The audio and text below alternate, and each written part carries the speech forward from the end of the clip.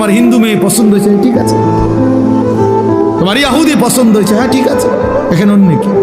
তোমার যেটা ভাল লাগে এটা, তোমার যেটা মন চায় এটা, তোমার পছন্দই তোমার জীবন। খোদার কসম, কোরআন শরীফের আয়াত আছে বাপ, সূরা আরাফের মধ্যে আল্লাহ তাআলা বলছে, এই মনের ইচ্ছা মতো যে চলে, ওয়াত্তাবা হাওয়াহু, যে তার নফসের মনের চাহিদার অনুসরণ করে আল্লাহর বিধান, রাসূলের বিধান, কোরআনের বিধান, ইসলামের বিধান, ধর্মের বিধান কিছুই যে মানে না, কোনো ধার ধারে না, পরোয়া করে না, পাত্তা দেয় না, আল্লাহর কসম, আল্লাহ কোরআনে বলছেন ফামাসালুহু কামাসালিল কালব, ওই ব্যক্তির উদাহরণ, ওই ব্যক্তির জিন্দেগি কুকুরের মতো, কুত্তার মতো, কুত্তার মতো, কুত্তার মতো, কুত্তার মতো।